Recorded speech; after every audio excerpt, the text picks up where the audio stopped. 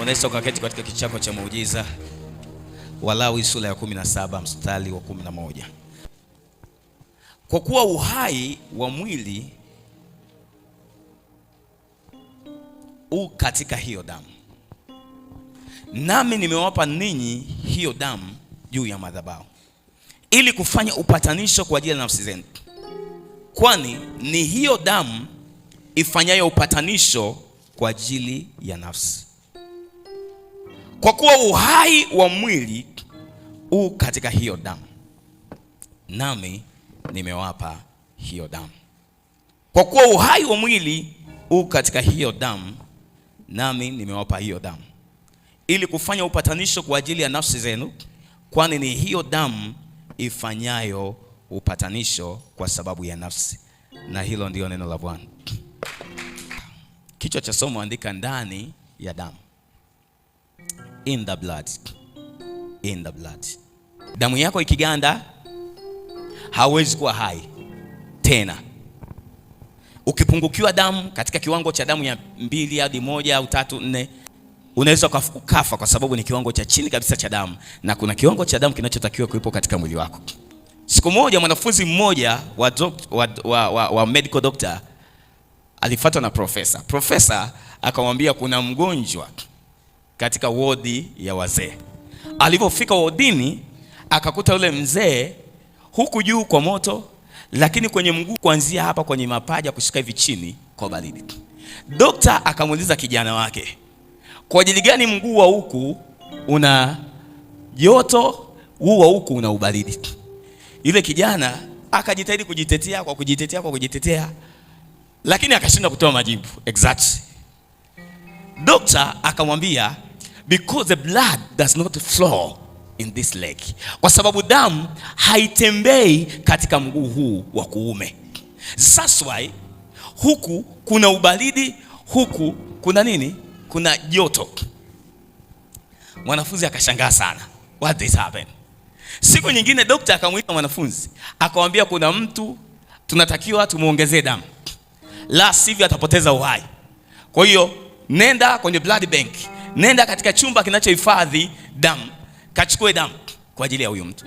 Yule mgonjwa alikuwa anahitaji group B ili aikiwe damu. Kwa hiyo akaenda yule mwanafunzi kwenda pale akachukua ile chupa ya damu, lakini alipoiangalia ile chupa akaenda kupeleka kule, wakati anataka kumtundukia ile damu, profesa akamwambia, look at the blood. Ile I don't know is blood au ni ile inayobandikwa pale, kwa inaonyesha kwamba hii damu life span yake ikoje. Je, imeisha muda wake au imefanya nini? Kwa hiyo kuangalia ile damu ikawa ime-expire. Kwa hiyo akamwambia rudi tena. Kwenda akamwambia kama, akasema mna group B, akamwambia basi kachukue O. Kwenda kuchukua group O, kuja huku kumletea mgonjwa akawa ameshafariki. Profesa akamwambia umeelewa nini? Mwanafunzi akajikanyaga tena. Profesa akamwambia, without the blood there is no life. Bila damu hakuna uhai. Na mwanadamu ana survive akiwa na damu ya kwake. Ni sisi wenye group O tunaweza kusupply kwa mtu mwingine, lakini mwenye group B hawezi kusupply kwangu mwenye group O. There is one blood of Jesus. Hiyo haijawahi kuexpire. Hiyo inaweza kusupply kwa Mnyakyusa, kwa Mchaga, kwa Melu, kwa Marekani, kwa Brazil. I don't know if I'm talking to somebody here. If you understand the power of blood, kama unaelewa nguvu ya damu ya Yesu, mshangilie Bwana Yesu. Glory be to God. Mwambie jirani yako, there is a power in the blood of Jesus.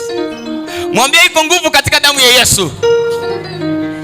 Oh my God, my God. Mimi naona damu ya Yesu iko tayari mahali hapa kuponya watu. Maana ile damu ambayo ilikuwa kwenye blood bank ilishinda kuleta uponyaji, lakini damu ya Yesu inaweza kuleta uponyaji. There is a life. Kuna uhai katika damu. Kuna uhai katika damu. Na ndio maana Biblia inatuonya sisi tusile mnyama na damu yake, kwa sababu kwenye damu ya mnyama kuna uhai wake. Kwa hiyo ukila labda damu ya ng'ombe mwenye kichaa, ukanywa damu yake, roho ya ukichaa inaingia ndani yako. Sijui kama mnanielewa kwa mfano. That's why wale ndugu zangu wa Masai wanapandishaga kuna kitu kinachoitwa moli. Moli unatokana na damu za wanyama, madawa yaliyochanganywa kwenye damu za wanyama. Na ndio maana ukichinja mnyama usinywe na damu yake, kwa sababu kwenye damu kuna uhai wa ule mnyama, kuna tabia za ule mnyama. Sijui kama umenielewa. Kwa mfano, wewe kula nyama, damu iachie alizi. Bwana Yesu atusaidie sana. So the Bible say, kwa kuwa uhai wa mwili uko katika hiyo damu, nami nimewapa hiyo damu juu ya madhabahu. Agano la Kale, hiyo damu ilikuwa ni damu ya mnyama, eza mwanakondoo asiye na waa, asiye na ila, asiye kipofu, asiye kiwete, mwanakondoo aliyekuwa mzuri. Lakini Yesu Kristo pia ni mwanakondoo wa Mungu asiye na waa, aliyotoka mbinguni, na damu yake sio damu ya mwanadamu, wala haina DNA ya kibinadamu, ni DNA kutoka mbinguni. Is very pure to make sure that you receive life, unapokea uhai na uzima. Hii ni damu kutoka mbinguni, kwa sababu kibiolojia anayeleta damu katika mwili wa kiumbe ni mwanaume, because it's the man that kills life to produce. Okay, nikuache. So this man, huyu mtu mwenye mbegu, ile mbegu yake ndio ina blood. Ile blood ikija, huyu mtoto akizaliwa, kama kuna utata, tunachukua damu ya mwanaume na damu ya huyo mtoto aliyozaliwa tuende kuhakiki. Hatuchukui damu ya mama, because the one who has a source of life is a man. Sasa Mungu alijua damu zote za wanadamu zimekwisha kuchafuka, akaamua kuileta damu yake mwenyewe kutoka mbinguni, kwa sababu damu ya Adamu wa kwanza imesingua. Kwa hiyo akaona no, ngoja nimlete Adamu wa pili. Huyu Adamu wa pili ataingia katika tumbo, katika mfuko wa mwanamke huyu ovary, ataingia huko na kuchafushwa, lakini si kwa mbegu iliyopatikana kwa Yusufu, itapatikana kutoka mbinguni. Ndio anaitwa mwana wa Mungu, mwana pekee wa Mungu. Sasa kwa sababu mwana kondoo alikuwa na tabia ya kuchukua uovu, kutakasa, kupatanisha, kama sadaka ya kuleta amani na upatanisho kati ya mtu na Mungu. Sasa Yesu Kristo amekuja kuwa kama mwana kondoo wa Mungu, aichukue dhambi ya ulimwengu. Chanzo cha magonjwa yote ni dhambi. Chanzo cha laana yote ni dhambi. Chanzo cha mikosi yote ni dhambi. Chanzo cha mauti yote ni dhambi. Chanzo cha umaskini ni dhambi. Kabla ya dhambi, wanadamu walikuwa wanaishi katika ukamilifu wote, in the perfection. Am I talking to somebody? Sasa Walawi, Musa anatuambia katika kitabu cha mambo ya Walawi 17:11, kwa kuwa uhai wa mwili u katika hiyo damu. Uhai wa mwili. Kumbuka sisi hapa tunajulikana kama mwili wa Kristo. Mwili wa Kristo. Waangalie jirani yako, mwambie wewe ni mwili wa Kristo. Mwambie uhai wako uko kwenye hiyo damu yake.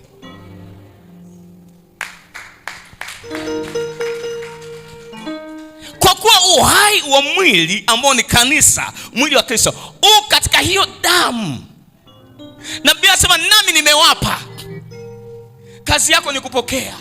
Umepewa hiyo damu, sana napokea damu ya Yesu katika mwili wangu.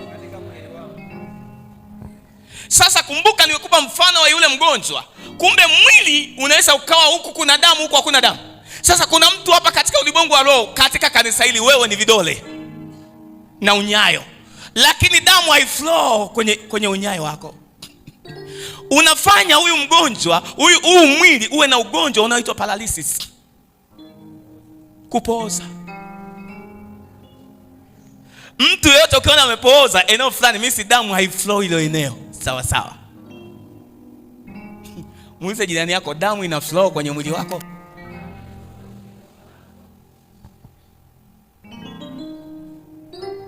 Kwa sababu kama damu, hebu simameni nyote watu watatu, njoni hapa. Come here. I want to do some illustration here. Simameni, geukieni kule. So we see these people. Tuchukulie huu wote kwa pamoja huu. Unaitwa mwili wa nini? Mwili wa Kristo. Huyu hapa tumchukulieni kuanzia nywele hadi hapa kwenye tumbo la juu.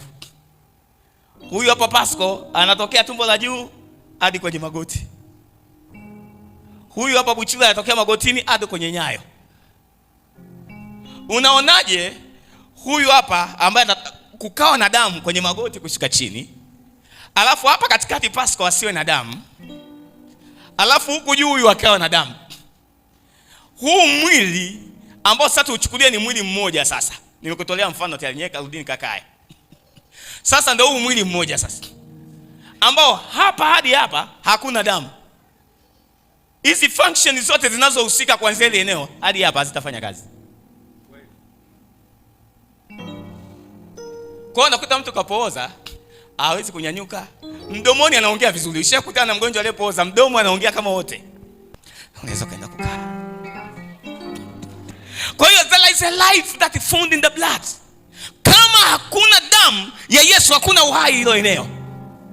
Uhai wa mwili wa Kristo umefungamanishwa na damu ya Yesu Kristo mwenyewe. So let the blood flow in every veins, in every tissue. Let the blood. Na damu, katika damu kuna cells. Let the blood cells and the white blood cells. Hizi cell zinaleta kinga. Na ndio maana mtu akiumwa ugonjwa fulani anaambiwa ana upungufu wa kinga nini? Hawapimi nyama, wanapima nini? Sasa sijajua uliokaa naye hapo kama ana upungufu wa kinga za kiroho zilizosababishwa na upungufu wa damu ya Yesu au la. Mwambie jirani tafadhali, ukipungukiwa na hiyo damu utafanya mwili ushindwe kufanya kazi sawa sawa. Glory be to God. That's why tunaweza kuituma damu ya Yesu kwenye afya yako na ukapokea afya. Yoyote ulai mwili wangu na kunywa damu yangu, ajapokufa ataishi. Neno kuishi ni uhai, uzima. Mimi atapokea uzima. Kwa kuwa uhai wa mwili katika hiyo damu. Katika hiyo damu. Nami nimewapa hiyo damu juu ya madhabahu. Madhabahu katika Agano Jipya, madhabahu ilikuwa ni msalabani. Agano la Kale kuna mahali walikuwa wanaenda wanatengeneza kuni, wanatengeneza hapo madhabahu. Lakini Yesu Kristo ameenda kwenye madhabahu mara moja tu, Golgotha. Na alipoenda hapo, alipoimwaga damu yake, tumepata ondoleo la dhambi la kudumu. Tumepata wokovu wa kudumu. Tumepata uzima wa kudumu. Sijui kama mnanielewa kwa mfano. Na kusudi ni ili kufanya upatanisho kwa ajili ya nafsi zenu. Kwani ni hiyo damu ifanyayo upatanisho kwa sababu ya nafsi. Kwa hiyo nikipokea hiyo damu yenyewe ndani yangu inaenda kuniconnect na nafsi ya Mungu. Na okay. Kwa hiyo kazi ya kwanza ya damu ni upatanisho. You may light it. Upatanisho. Katika kitabu cha Kutoka sura ya 30 mstari wa 10. Nijitahidi kukimbia kidogo. Leo nitakuwa na maandiko mengi because leo I'm in the class. I'm not here preaching. Kutoka 30:10. Naye Haruni akafanya upatanisho juu ya pembe zake mara moja kila mwaka. Sema mara moja kila mwaka. Kwa damu ya ile sadaka ya dhambi ya upatanisho, mara moja kila mwaka ataifanyia upatanisho katika vizazi vyenu vyote. Ni takatifu sana kwa Bwana. Hiyo damu ambaye Haruni kama kuhani mkuu alikuwa anaitumia ni takatifu sana kwa Bwana. Na Yesu Kristo ni kuhani mkuu mfano wa Melkizedeki. Yeye Yesu haifanyi hii damu ifanye kazi ya upatanisho mara moja tu kwa mwaka. Aliifanya miaka 2000 iliyopita. Nguvu ile ile ya damu ya utakaso iliyomwagika pale msalabani hadi leo hii iko inanena mema katika maisha yetu. Asa huyo Haruni atafanya upatanisho juu ya pembe zake mara moja kwa mwaka, na kwa damu ile na sadaka ya dhambi ya kufanya upatanisho mara moja kila mwaka ataifanyia upatanisho katika vizazi vyenu vyote. Ni takatifu sana kwa Bwana. Damu ya Yesu ni takatifu sana. Nasema tena, damu ya Yesu ni takatifu sana. Amen. So, damu ya Yesu inafanya upatanisho gani? Si tu upatanisho wa nafsi, upatanisho wa wewe na mazingira yako, mtu na vilivyomzunguka. Kwa sababu Mungu kabla ya anguko, mwanadamu alikuwa na uhusiano yeye na miti anayoipanda, yeye na matunda anayoipanda, yeye na wanyama waliomzunguka. Kwa hiyo baada ya Adamu wa kwanza kutenda dhambi, uhusiano kati yetu sisi hapa na wanyama na mazingira, kila siku tunaambia kuna mabadiliko ya tabia ya nchi, kuna nini, ukame ukaingia na mambo mengi yakaingia. Kwa hiyo damu ya Yesu ikija ngong'ona, watu wangong'ona wakiokoka sana, kiwango cha watu waliokoka ikawa ni wengi kuliko watenda dhambi, nataka nikwambie kuna neema itaachiliwa katika hii ardhi ya Dodoma ya Ngong'ona ambayo haipatikani mapinduzi.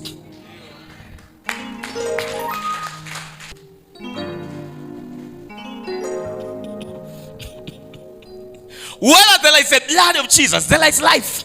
Na ndio maana familia ambayo imeanza kumpokea Yesu, inamjua Yesu, hata kama leo naiona ieleweke, wape muda tu, ile familia itakuwa ni ya baraka sana, kwa sababu damu ya Yesu imeingia pale kunena. Kwa hiyo kuna upatanisho kati ya mtu na mazingira, mtu na watu, mtu na nafsi ya Mungu mwenyewe. Lakini kuna upatanisho kati ya wewe na wewe. Mtu anasema, pastor, how come upatanisho kati ya mimi na mimi? By the way, you are the full of different departments that made you to become you. Mtu haumbwi tu na nyama na mifupa. Kuna department inaitwa department ya fikra, department ya dhamiri, department ya nia, department ya mawazo. Ili mtu tuseme yule mtu anajielewa, ni lazima hizo department zote ziungane. Kuna mtu huko hapa department ya fikra haiko sawa sawa na wewe. Mwili unao, lakini fikra zako, hadi unajiuliza, hivi akili zangu ziko wapi? Mbona kila siku ninasema kila siku unapiga hadi kichwa chako. Uje kufika kipindi unatamani kumbuke kitu, yani umeweka mwenyewe ufunguo hapo. Alafu sasa nimeweka hapa sije iko wapi? Your mind is segmented. Ufahamu wako umegawanyika vipande vipande. Sasa damu ya Yesu ikija inakusanya.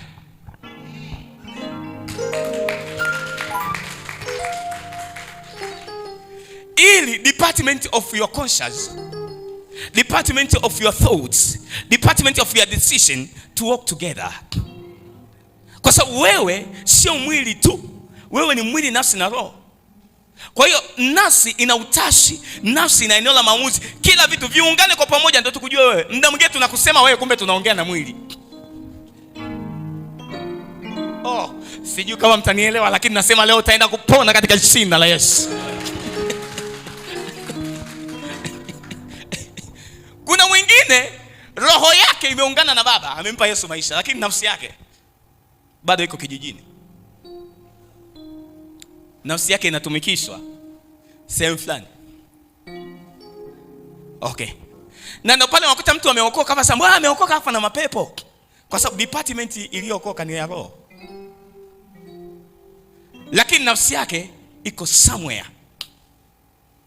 Kwa hiyo sasa tunafanya ukombozi. Kazi ya ukombozi, mimi sinamkomboa mtu kutoka kule alipofungwa, ninamrudisha kwenye mwili ufanye kazi na roho na nafsi viungane, ili nimpate mtu aliyokusudiwa na Mungu duniani kuishi. Sema upatanisho. Alafu muangalie jirani yako, mwambie jirani, umepatana na wewe mwenyewe.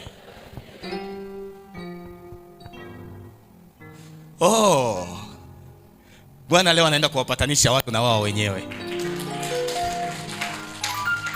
Mtu sasa sijui mimi nikoje, yani mimi jamani, yani ninasoma lakini kipita mtihani nasahau kila kitu. Mimi sio wewe uliokamilika. Kuna wewe yuko sehemu fulani, yamkini anatumiwa na mfanyabiashara fulani kuleta faida fulani, yamkini anatumiwa machimboni. Watu waliona akili yako ni nzuri sana, wakaitumia kuchimbia madini. Jitu alijaenda hata shule wala nini, lakini lilipokutazama katika ulimwengu wa roho, likaona tajiri mmoja mkubwa. Kaenda kwa mtaalamu, kasema nichukulie kale ka ubongo. Kwa hiyo una medula oblongata lakini ndani yake haina uhai, kwa sababu haijapatanishwa na wewe, kwa sababu ubongo sio akili. Biblia inasema Mungu atawapeni akili katika mambo yote. Kwa hiyo akili, ndio maana akili ya darasani sio akili ya maisha. Na uone hata kama leo tukupe milioni 10, tukwambia yafanyie biashara. Baada ya miezi 6 utaanza kuitumia kidogo kidogo, nasema natafuta wazo, nafanya upembuzi yakinifu, nafanya visibility studies, naenda kufanya utafiti wa soko nionaje. Huo utafiti na ule unaipoteza, ukija kurudi umeshatumia milioni 4 yote imeisha, umebaki na milioni 6. Lakini kuna mtu ana akili ya maisha, ukimpa 60,000 mpe miezi 6 tu, maisha yake atakuwa yamebadilika. Ana vitu vyote vya ndani na maisha yanaendelea, na mtaji wa biashara nao. Mwambie jirani yako, patana na wewe mwenyewe. Sasa kuna mwingine eneo la roho yuko vizuri, eneo la nafsi liko vizuri, eneo la mwili ambao kuna emotions sasa tofauti. Yaani rohoni Yesu ni Bwana, nafsi yake imekombolewa, mwili wake anashindwa kujibeba. Namba 2, kupitia damu ya Yesu tunapata ukombozi wa sasa na wa milele. Petro wa kwanza sura ya kwanza mstari wa 18. Petro wa kwanza sura ya kwanza 18 na 19, wa Efeso 1:7. Mfahamu kwamba mlikombolewa si kwa vitu viharibikavyo, kwa fedha na dhabihu, mpate kutoka katika mwenendo wenu usiofaa mlioupokea kwa baba zenu. 19.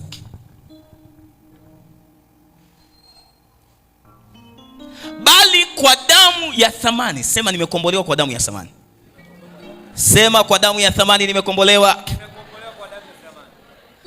Bali nimekombolewa kwa damu ya thamani, kama ya mwanakondoo asiye na ila. Kwa hiyo kama ya mwanakondoo asiye na ila, huyo mwanakondoo ni nani? Ni Yesu Kristo, mwanakondoo wa Mungu, haichukua dhambi ya ulimwengu. Asiye na ila, asiye na wawa, yaani ya Kristo. Efeso 1:7. Katika yeye huyo Kristo Yesu, kwa damu yake huyo Yesu Kristo, tunao ukombozi wetu, masamaha ya dhambi, sawa sawa na wingi wa neema yake. Kwa hiyo neema ya Yesu Kristo iko kwenye damu yake. No grace without the blood. Kama tunazungumzia neema, tunazungumzia damu. Neema iokoayo wanadamu imefunuliwa. Neema ni Yesu Kristo mwenyewe na damu yake. Kwa hiyo katika yeye huyo, kwa damu yake Yesu, tunao ukombozi wetu, masamaha ya dhambi, sawa sawa na wingi wa nini? Wa neema yake. Warumi 5:17. Anasema, kwa maana ikiwa kwa kukosa mtu mmoja, Adamu wa kwanza, mauti ilitawala kwa sababu ya huyo mmoja Adam na yule Eva, zaidi sana wao wamepokea wingi wa neema na kile kipawa cha haki watatawala katika uzima wa yule mmoja Yesu Kristo. Kwa lugha rahisi, kwa kosa la mtu mmoja mauti iliingia duniani, lakini kwa uzima wa yule mmoja Yesu Kristo tumepokea wingi wa neema na uzima. Namba 3, kwa damu ya Yesu, ndani ya damu ya Yesu tunapata kuhifadhiwa mbali na maangamizi. Tunahifadhiwa mbali na maangamizi. Waebrania 11:28. Kwa imani akafanya Pasaka na kule kunyunyiza damu, ili yule mwenye kuangamiza wazaliwa wa kwanza asiwaguse. Kutoka 12:25. Kwa kuwa Bwana atapita ili awapige hao wa Misri, na hapo atakapoiona hiyo damu katika kizingiti cha juu. Sema atakapoiona hiyo damu katika kizingiti cha juu. Na katika ile miimo miwili Bwana atapita juu ya mlango, wala hata mwacha mwenye kuharibu aingie nyumbani mwenu kuwapiga ninyi. Kwa hiyo Bwana akiona ile damu atapita juu, na hata mwacha yule malaika aliyotumwa kuharibu, hata acha wachawi waguse maisha yako. Kwa nini? Akiangalia kwenye miimo ya juu ya kizingiti cha nyumba, ambao ni kichwa chako unayochepewa ya wokovu. Kwa hiyo akishaona kuna damu ya Yesu juu ya maisha yako, hakuna roho iangamizayo itakugusa. Ukiona unaangamia, ujuage damu ya Yesu haijanena juu ya maisha yako, kwa sababu ni huruma za Mungu atuangamie, na damu ya Yesu ndio inayotuhurumia. Ninakutangazia, yule mwenye kuharibu hata ingia katika nyumba yako na kukupiga katika jina la Yesu. Nasema yule mwenye kuharibu hata ingia kwenye kazi yako na kuipiga katika jina la Yesu. Nasema yule mwenye kuharibu hata ingia katika ujana wako na kuupiga katika jina la Yesu. Yule mwenye kuharibu hata ingia katika utumishi wako na kuupiga katika jina la Yesu. Namba 4, damu ya Yesu, au ndani ya damu tunapata ishara ya agano, the sign of covenant. Agano la kale, ishara ilikuwa inapimwa kwa mambo kadhaa. Kuna baadhi ya ishara ya agano. Ishara ya kwanza ya agano ilikuwa ni tohara. Tohara. Kwa Ibrahimu, natakiwa watahiri watu wa nyumbani mwako ili niingie agano na wewe. Wewe uwe wa kwangu na ninyi mimi niwe Mungu wenu. Lakini ishara ya pili ya agano ni agano ambalo Mungu alilifanya na Nuhu. Akasema kwamba sitaangamiza tena dunia, lakini nawapeni ishara ya nini? Ya upinde. Wewe ukiona niangazia Yoshua 2:18. Nawapeni ishara ya upinde. Kwa hiyo kupitia hiyo ishara ya upinde, nikiona hiyo ishara nitakuwa ninageuza hasira yangu na sitakitazi dunia tena kwa maji. Sasa agano jipya, ishara ya agano jipya ni damu ya Yesu Kristo. Yoshua 2:18. Hizi habari ni habari za mwanamke mmoja Rahabu na wapelelezi. Baada ya Rahabu kuwahifadhi wapelelezi wakamwambia Rahabu, weka ishara ya kitambaa chekundu kwenye dirisha. Na sisi tukija tukiona hiyo ishara, tunajua hii nyumba inatakiwa ihifadhiwe. Nyumba zote zitabomolewa, watu wote watauawa wa Yeriko, lakini nyumba ya Rahabu na watu waliokuwa ndani ya nyumba yake, hao watu watakuwa salama. Na damu yao ikimwagika, hiyo damu itakuwa juu ya vichwa vyetu sisi. Mimi tumeingia agano kati ya Rahabu pamoja na wapelelezi, Rahabu na wana wa Mungu. Ili agano linawekwa katika kitambaa chekundu. Ilikuwa ni ishara, sababu Yesu Kristo mwenyewe aliinuliwa juu sana akimwaga damu yake msalabani. Kwa hiyo kila atakayetazama ile damu, akaiamini ile damu, akikaa ndani ya hiyo damu, atakuwa salama. Atakuwa salama. Sijui kama mnanielewa kwa mfano. So, hapa tunaona ishara. Na kila mtu anaelewa nguvu ya ishara. Kwa hiyo kabla ya Mungu kuleta hukumu yoyote, ni lazima aione damu ndani ya huyo mtu. Akiona damu, wewe hapo utaenda kuhukumiwa, ile inaitwa hukumu ya watakatifu. Asipoiona damu, mahali pako ni katika ziwa liwakalo moto na kiberiti. Kwa sababu damu ni ishara ya agano. Mwambie jirani yako, pokea damu leo. Mwambie pokea damu leo. Utakaso. Tunapokea utakaso kupitia damu ya Yesu. Waebrania 10:6. Sadaka za kuteketeza na sadaka za dhambi hukupendezwa nazo. Sema sadaka za kuteketeza na sadaka za dhambi hukupendezwa nazo. Twende mstari wa 10. Katika mapenzi hayo mmepata utakaso kwa kutolewa mwili wa Yesu Kristo mara. Kwa hiyo kupitia zile sadaka za watu wanatoa kondoo na nini, Mungu hakupendezwa na zile sadaka kuleta utakaso, japokuwa aliagiza mwenyewe. Lakini kupitia Kristo Yesu Kristo aliyotolewa kama sadaka, tumepata utakaso wa kudumu mara moja tu. Waebrania 9:20-22. Okay. Akasema hii ni damu ya agano mlioamliwa na Mungu. Na ile hema nayo na vyombo vyote vya ibada alivinyunyizia nini? Damu vivyo hivyo. 22. Na katika Torati karibu vitu vyote usafishwa kwa nini? Kwa damu. Na pasipo kumwaga damu hakuna ondoleo la dhambi. Kwa hiyo vyombo vyote vya hekalu, Biblia inasema katika nyumba yake kuna vyombo vingi. Kwa hiyo sisi hapa ndani wote sisi ni vyombo vya hekalu. Sisi wote tunaujenga mwili wa Kristo. Kwa hiyo wewe unahitaji damu ya Yesu, kwa sababu pasipo damu ya Yesu hakuna ondoleo la dhambi. Kwa sababu katika agano la kale vyombo vyote vilisafishwa kwa damu ya mwana kondoo. Sasa hivi vyombo vyote ndani ya kanisa vinatakiwa visafishwe kwa damu ya Yesu. Tunapokea uhuru kupitia kukaa ndani ya damu ya Yesu. Tunapokea uhuru. Zekaria 9:11.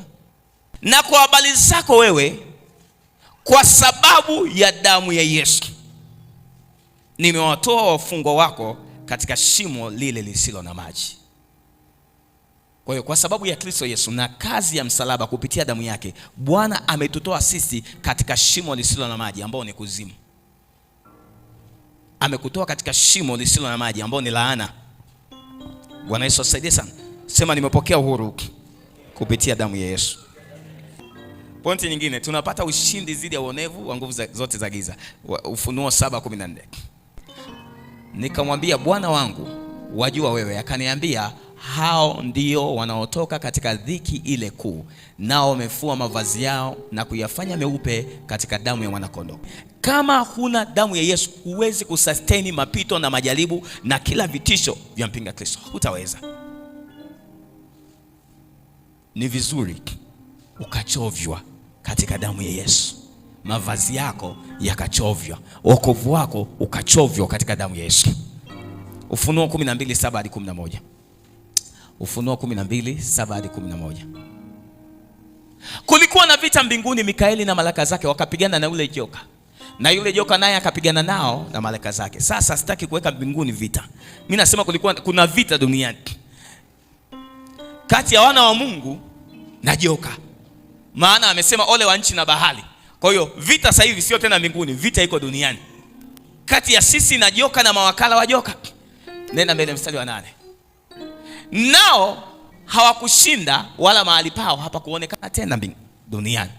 Mimi joka lile haliwezi kutushinda sisi, lakini kuna sababu. Mstari wa 9, yule joka akatupwa, yule mkubwa nyoka wa zamani aitwa Ibilisi na Shetani, audanganya ulimwengu, lakini hata nidanganya mimi.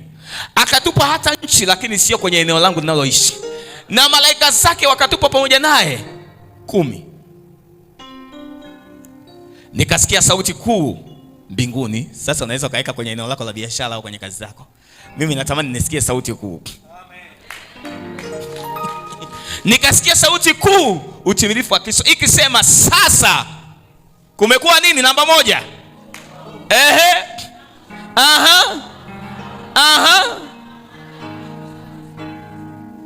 Hayo mambo, damu ya Yesu ikitokea, na nataka yatokee katika maisha yako. Sasa kutakuwa na nini? Kutakuwa na wokovu. Kwa sababu nataka nikwambia, huwezi kushindana na shetani kwa kutumia elimu yako. Huwezi kushindana na shetani kwa kwenda gym. Huwezi kushindana na shetani kwa kuwa unajua kuongea vizuri sana. Utashindana na shetani kwa sababu iko damu ya Yesu inayonena kwa niaba yako. Nikasikia sauti kuu, utimilifu wa Kristo, ikisema sasa kumekuwako wokovu. Natangaza wokovu katika nyumba yako. Nasema sauti ya wokovu isikike katika nyumba yako. I don't know if I'm talking to somebody here. Nasema sauti ya wokovu isikike katika mji wako. Sauti ya wokovu isikike katika eneo lako la mradi na biashara. Sauti ya wokovu isikike katika afya yako. Sauti ya wokovu isikike katika kazi zako. I'm talking to somebody. Sema napokea wokovu ulio ndani ya damu ya Yesu. Glory be to God. Hallelujah, hallelujah. Mimi naona damu ya Yesu tayari iko hapa kutuhudumia watu wa Mungu. Sauti ikasikika. Hii sauti ambayo hata Yohana yuko duniani lakini anasikia sauti kutoka mbinguni. Mimi damu ya Yesu ikiwa katika nyumba yako, sauti itasikika kijijini kwenu ya kwamba huyu sio wa kwetu. Nyie mizimu ya ukoo muachieni huyu. Huyu ameshachagua fungu jingine. Sijui kama naongea na watu sahihi ndani. Maybe nimetumwa na watu 4 tu. Kama wewe ni miongoni mwa wale watu niliotumwa kwao, hebu mshangilie Bwana. Can you imagine? Yohana yuko katika kisiwa cha Patmo, lakini anasikia sauti kuu mbinguni.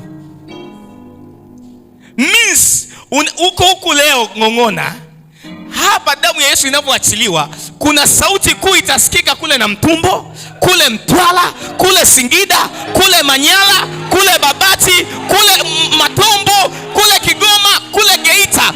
There is a sound of voice that is coming from this to there. Nataka niombe sauti itasikika. Itasikika. Kuna mtu aliyokushikilia kwa muda mrefu. Tunaponyunyiza damu ya Yesu, nataka nikwambie sauti itasikika kule. Itasema huyu sio wakoko tena. Huyu ametengwa. Huyu ni mtajiri, hauwezi kumshikilia kwenye umaskini tena. Sauti itasikika. Sauti itasikika. Na damu ya Yesu haizuiliwi na anga. Kama ilipenya kutoka mbingu ya 3 hata ikashuka kwenye kisiwa cha Patmo. Na kisiwa cha Patmo, ndugu yangu, hakikuwa kisiwa kizuri. Kilikuwa ni eneo lisiloeleweka. Nataka kuambia sauti hii itafika kwenye kijiji chenu. Haijalishi nafsi yako ilifungiwa kule, department of your mind iko kule. Kuna mtu mwingine amekushikilia hatua zako, department ya miguu yako itakimbia. Itasema hapana, tutaki kukaa hapa, tunaenda Dodoma, kuna mtu mmoja. Tunatakiwa tuende tumpe speed.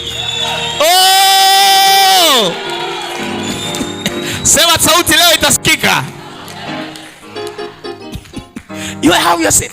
So the Bible says, sauti ikasikika kutokea Dodoma. Sauti itasikika. I tell you, sauti itasikika. Hivi ninavyosema, kuna mtu anakaribia kuachiliwa maisha yake. Maana sauti ya Mungu kupitia kwenye damu ya Yesu inaanza kusikika huko. Am I talking to somebody? Biblia inasema watu hawa ni wa Mungu, lakini watu walioibiwa na kutekwa. Kwa hiyo unaweza ukatembea lakini umeibiwa akili. Unaweza ukatembea lakini umeibiwa speed. Unaweza kuwa unatembea lakini umeibiwa uso. Unaweza kuwa umetembea lakini wewe baraka zako ziko kwenye mdomo, wakaiba maneno mazuri, wakakuwekea maneno machafu. Kwa hiyo sauti ikisikika, wale waliokushikilia vile vyupa walivyokuwa wamekuweka vitapasuka pasupasu, na wewe ulioshikilia kule utatoka, maana kuna sauti itasikika ikitokea hapa kwenda huko. Sauti ikasikika ikisema kumekuwa wokovu. kumekuwa nguvu. Kuna mtu hapa leo atapokea nguvu kwa sababu sauti ya damu ya Yesu itanena juu ya maisha yake. Ufalme wa Mungu wetu, unajua ufalme wa Mungu wetu, ufalme wa Mungu sio juu ya kula na kunywa eti, sio juu ya kujenga nyumba. Ufalme wa Mungu ni juu ya furaha, amani na katika Roho Mtakatifu na haki. Kwa hiyo Mungu anarejesha nini? Mungu atakurejeshea furaha yako. Kwa sababu ndani ya damu ya Yesu kuna furaha. Na adhabu ya amani unayotakiwa kuwa nayo, adhabu ya furaha unayotakiwa kuwa nayo ilikuwa juu yake. Kwa hiyo wewe utaki tena kubeba huzuni. Wewe utaki tena kubeba majonzi. Wewe utaki tena kubeba kuchoka. That is not your portion. Am I talking to somebody? Kwa hiyo furaha, amani na haki ya Mungu vitaingia ndani yako right now katika jina la Yesu. Na mamlaka ya Kristo Yesu. Unajua kwa gani tunayo mamlaka kwa sababu pepo toka likatoka? Wewe unadhani kwa sababu tuna sauti kubwa? Sisi wengine kwanza hatuna hata sauti kubwa. Kwa sababu kuna damu ya Yesu inaonena kuliko sauti zetu. Pepo likisikia isikii sauti ya kabelege, inasikia sauti ya damu ya Yesu. Na sauti ya damu ya Yesu ikitoka, haitoki kama hii. Katika ulimwengu wa roho ina kelele nyingi sana ambazo adui hawezi kujihandle. Lazima tu apige kelele. Na ndio maana mara kadhaa tukikemea mtu katika jina la Yesu, unashangaa mtu anasiba masikio. Anasikia kelele nyingi sana. Zaidi ya hizi zinazosema toka. Wewe unaweza kuwa na sauti hata ile sauti ya kwanza, toka pepo. Lakini katika ulimwengu wa roho akasikia makelele mengi sana. Anasema hapana, ngoja nitoke. Kwa hiyo pepo alitoke kwa sababu ya sauti ya kiinjilisti. Na hata uinjilisti sio sauti. Okay, hiyo nitaongea siku nyingine. Kwa hiyo mamlaka ya Mungu iko katika damu ya Yesu. Haiko katika sauti, haiko katika suti. Maana sasa hiyo mamlaka yamkini iko kwenye hilo koti. Unanielewa kwa mfano? Kwa hiyo na mamlaka Kristo Yesu, kwa maana ametupa chini nani? Mshtaki wa ndugu zetu. Yeye awashtakie mbele za Mungu mchana na usiku. Nataka nikwambie adui anakushtaki wewe usiku na mchana. Anasema achika, filisika, ukimbie huu mji kwa aibu. Lakini leo Bwana amenituma nikiwa na damu ya Yesu, nikinyunyiza, na hiyo sauti ya adui itanyamaza katika jina la Yesu. Na adui anasubiri upate. Cha ajabu, wakati umefulia ana shida na wewe. Siku ukipata unasema nimeuza kiwanja changu sasa kile nianze kufanyia mradi. Hapo hapo watoto wanaumwa. Nimepata lile dili, nikirudi nitalipa hela yote ya gari, ya mchango wa gari. Unasikia lile dili bwana, yule anataka kukupa dili bwana ameuguza, amesafiri, msubirie baada ya miezi 3. Mchango tulishamaliza. Kwa hiyo tunahitaji damu ya Yesu inene ili hata nyie hela zenu zisiibiwe ovyo. Na magonjwa na mateso na mahangaiko na masumbufu ya dunia hii. Kama unanielewa sema pastor naelewa. Pointi ya mwisho.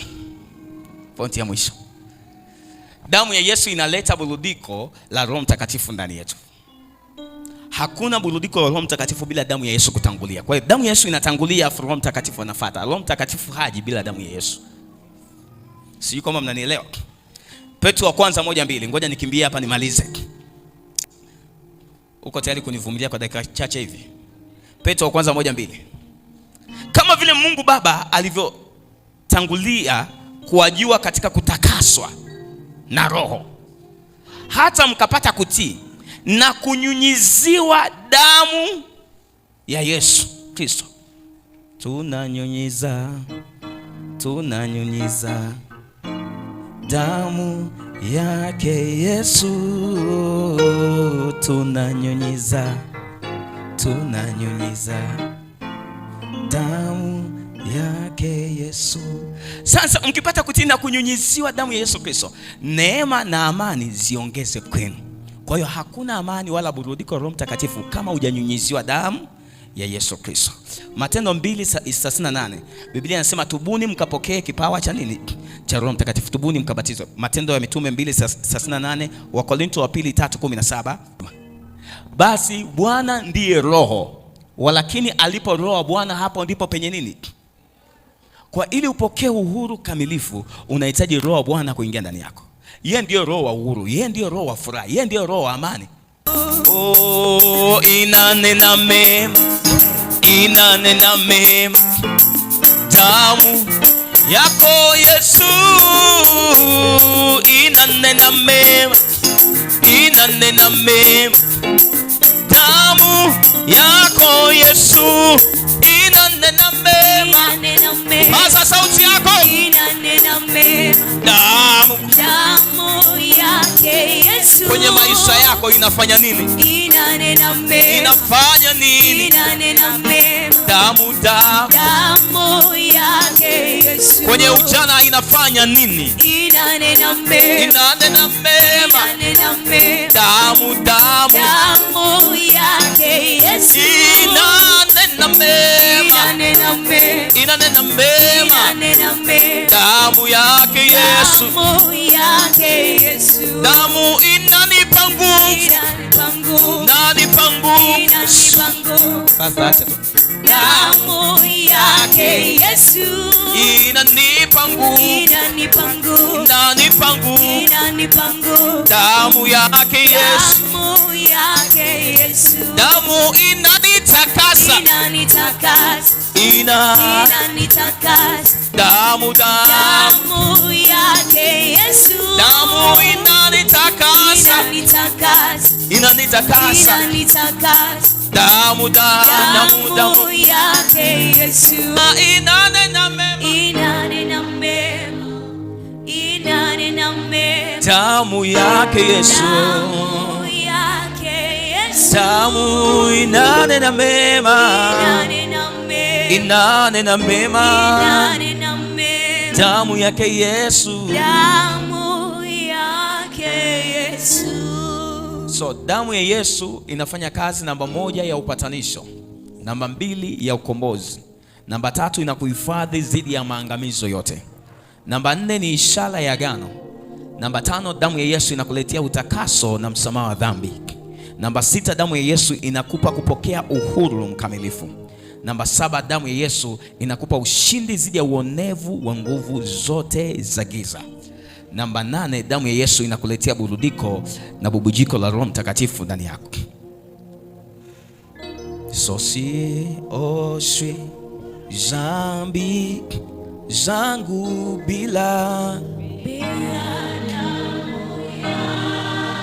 Imba katika upako.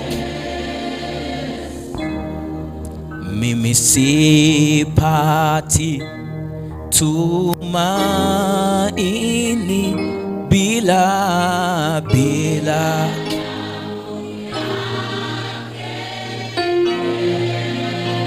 kweli hakuna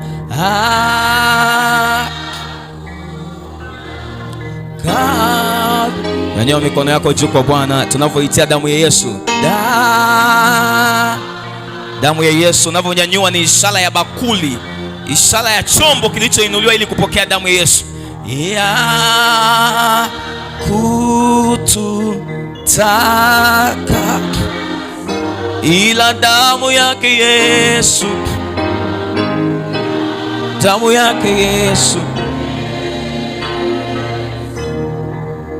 Mimi sipati tumaini bila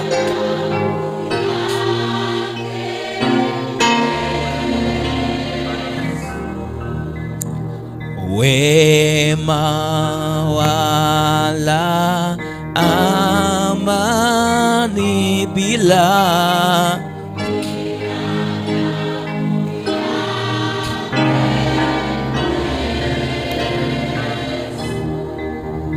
mimi sipati tumaini bila damu yake Yesu.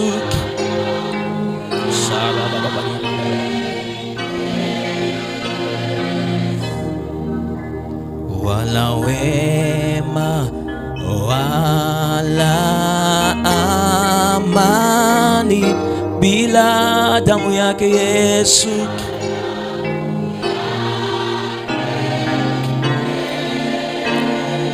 Hakuna kabisa dawa ya makosa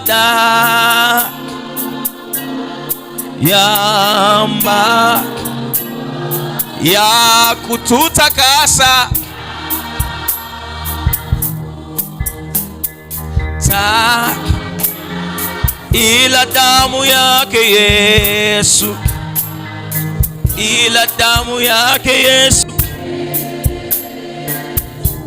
Hiyo damu yashinda ulimwengu, hiyo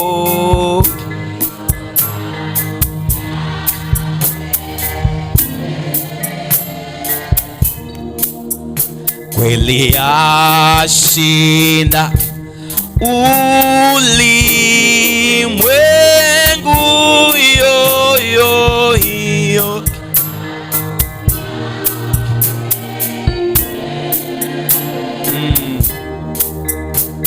Na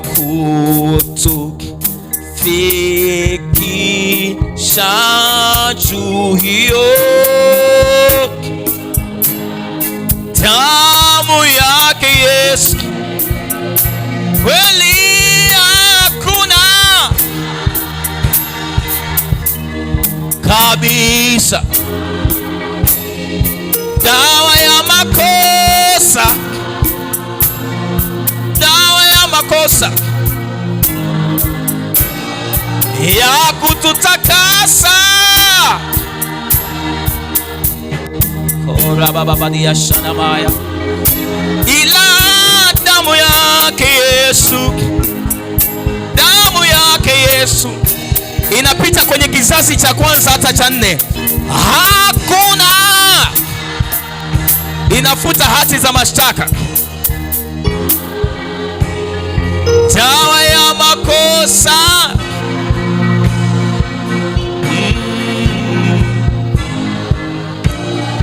ya kunitakasa.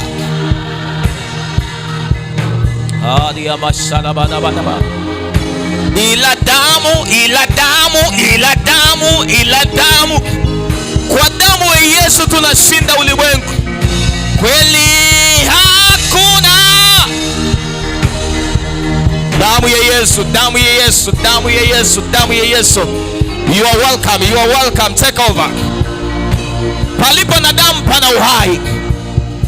Ya makosa ya kututakasa, ya kututakasa. Ila damu yake Yesu, ila damu yake Yesu, oh, ila damu yake Yesu, ila damu. Kweli ila damu yake Yesu tu.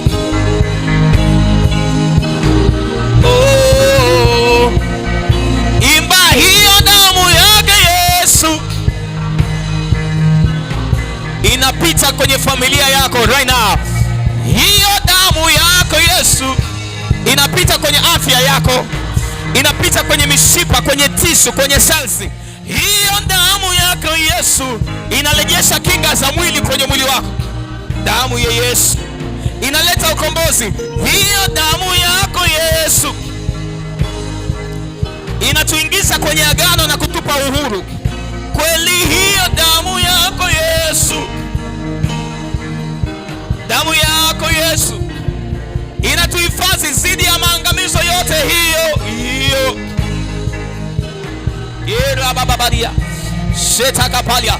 Hiyo damu yako Yesu nanyunyiza kwenye nyumba yangu, nanyunyiza kwenye biashara, nanyunyiza kwenye moyo. Hiyo damu yako Yesu kwenye ufahamu wangu, ili department ya akili yangu ikawe sawa sawa. Hiyo damu yako Yesu, Yesu, Yesu, Yesu, Yesu. Sera bababadi. Tunanyunyiza ile eneo la biashara, damu ya Yesu. Hiyo sauti itasikika, itasikika. Wewe uko hapa eneo lako la biashara, hiyo damu yako Yesu itasikika. Sauti kuu itasikika, maana hiyo damu yako Yesu. Sauti itasikika kwenye kile kilinge cha mganga walipopeleka jina lako. Hiyo damu yako Yesu, damu ya Yesu, damu ya Yesu. Hiyo damu yako Yesu inapita kwenye masikio yasiyosikia vizuri na unapokea usikivu, inapita kwenye ufahamu wako. Hiyo damu yako Yesu, pokea uzima right now, pokea ufungulivu right now, pokea maachilio right now. Fungua kinywa chako, itia damu ya Yesu, itia damu ya Yesu, itia damu ya Yesu, itia damu ya Yesu. Umeshajua damu ya Yesu inafanya nini? Itia damu ya Yesu sasa. Ita damu ya Yesu, nyunyiza, nyunyiza. Shetaka pali ya maya daba. Rekateli ya maya. Riba babadi ya shataka pali ya. Itia damu ya Yesu, itia damu ya Yesu, itia damu ya Yesu, itia damu ya Yesu, itia damu ya Yesu. Nyunyiza hiyo damu ya Yesu. Kila moja nyunyiza kwenye ukoo wako, nyunyiza kwenye mwili wako. Kuna watu right now Mungu anakuponya mwili wako. Magonjwa yanaachia. Magonjwa yanaachia kwenye mwili wako. Damu ya Yesu inanena mema kwenye mapafu yako. Damu ya Yesu inanena mema kwenye ini lako. Damu ya Yesu inanena mema kwenye figo zako. Damu ya Yesu inanena mema kwenye mishipa ya moyo wako. Damu ya Yesu inanena mema kwenye ndoa yako. Damu ya Yesu inanena mema kwenye kazi zako. Damu ya Yesu inanena mema kwenye miradi na biashara zako. Damu ya Yesu inanena mema kwenye hayo mahusiano. Tunanyunyiza. Shekata kapali ya maya. Rekata kapeli ya katayama. Aselebebebedi ya siataya. Damu ya Yesu inapita. Inakomboa nafsi yako inayoshikiliwa kwenye kilinge cha mganga kienyeji. Damu ya Yesu inapita kwa sauti kuu. Inakuita njoo. Inakuita njoo. Utukufu wako njoo. Baraka zako njoo. Utu wako njoo. Nyota yako njoo. Damu ya Yesu inaita. Shera bababadia. Shekatakapalia. Hiyo damu ya Yesu inapita kwenye uti wako wa mgongo.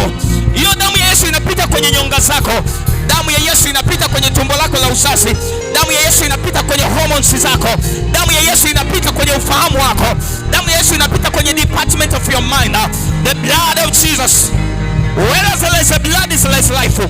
Palipokuwa na damu pana uhai. Achilia uhai kwa kunyunyiza eneo lisilokuwa na uhai. Release the blood. Release the blood.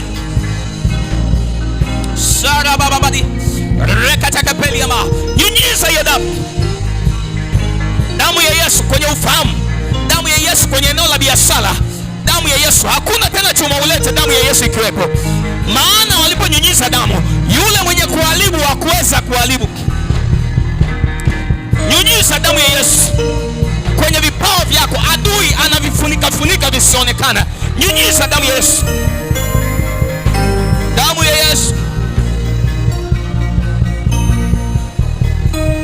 Nyunyiza damu ya Yesu. Damu ya Yesu kwenye eneo la uchumi. Kuna watu mmepewa mipaka kwenye uchumi wako. Umeambiwa utamiliki milioni 1 huwezi kuvuka. Umewekewa mpaka utamiliki milioni 5, zaidi hapo uvuki. Umewekewa mpaka utajenga nyumba hii lakini hauwezi kumiliki nyumba zaidi ya 1. Umewekewa mpaka unapata hela lakini huwezi kununua chombo cha usafiri. Damu ya Yesu inaondoa hiyo mipaka. Damu ya Yesu inaondoa hiyo mipaka. Damu ya Yesu inakutenga na roho za familia. Paliponyunyizwa damu, Gosheni ilitengwa. Gosheni ilitengwa. Bwana akutenge kama Gosheni kwa damu ya Yesu. Now, aliyekuwa mgonjwa apokee uzima wake now. Now in the name of Jesus. I bleed the blood of Jesus. Ninanyunyiza damu ya Yesu kwenye hiyo department ambao kuna mauti. I command life in the name of Jesus. Maana katika damu ya huyo mnyama pana uhai. Na achilia uhai kwenye ufahamu wako, uhai kwenye mwili wako, uhai kwenye damu yako. Na ninakutenga na laana zote zilizofungamanishwa na damu yako ya kuzaliwa. Now in the name of Jesus, I bleed the blood of Jesus. Acha damu ya Yesu ipige sauti na kelele katika ulimwengu wa roho kwa niaba yako. In the name of Jesus, kila maumivu ya kwenye tumbo, maumivu ya kwenye kitovu, I curse you right now. Ninakulaani katika jina la Yesu. Katika jina la Yesu. Ufahamu uliokuwa umegawanyika, akili iliyokuwa imegawanywa na adui na inatumika mahali, ninaikusanya na ninakurudishia nao katika jina la Yesu na kwa damu ya Yesu. I command life. I command life. I command life. Natangaza uhai kwenye hiyo ndoa, uhai kwenye mahusiano, uhai kwa watoto wako, uhai kwenye wito wako, uhai kwenye biashara yako, uhai utokanao na damu ya Yesu Kristo. In the mighty name of Jesus. In the mighty name of Jesus. Pigia Yesu makofi mazuri.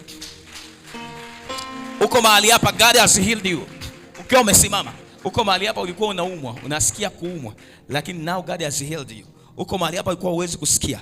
Now test yourself. Uko mahali hapa ulikuwa huwezi kuniona huku mbele vizuri. Now you see clearly. Please, if you are here na Mungu amekuponya, nyanyua mkono wako juu. I wanna see. Umekuja unasikia unaumwa, mwili wako ni mzito, una maumivu, huna raha, huna amani, and God has healed you. Nyanyua mkono wako juu. Nyanyua mkono wako juu, na naomba mic iende mahali kwa mtu aliponyanyua mkono wake juu. Kuna mkono hapo. God has healed you. Mungu amekuponya. Amekuponya. Dakika moja. Amina. Bwana Yesu asifiwe. Amen. Mimi nimepona.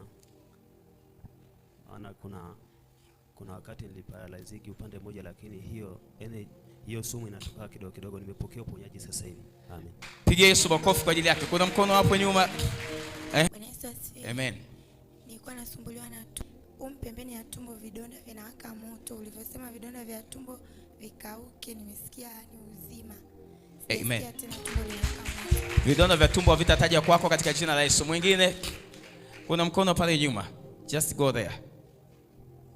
Bwana Yesu asifiwe. Amen. Mimi nilikuwa naumwa kichwa na homa, lakini sasa hivi nimepona, ni mzima. Kichwa na homa, lakini sasa hivi unaona umepona kabisa. Shukuru Mungu kwa kuponya. Mpigie Yesu makofi kwa ajili ya huo uponyaji.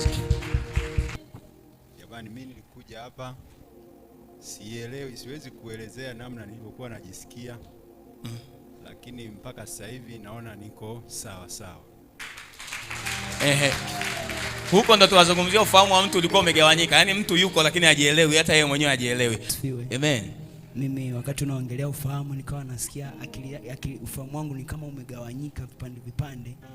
Lakini wakati unaendelea kuomba, kuna wakati ukakemea, nikasikia kama kuna nafsi inatoka inaanguka nyuma yangu, alafu baadaye nikasikia sasa navaa kama nafsi mpya inaingia ndani yangu.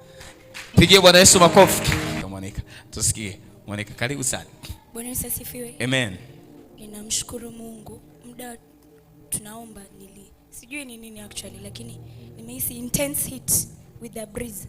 Sasa ile intense heat mimi sijui ni nini, lakini muda unaendelea kuomba na kutaja, Roho Mtakatifu akawa ananielekeza vitu viwili.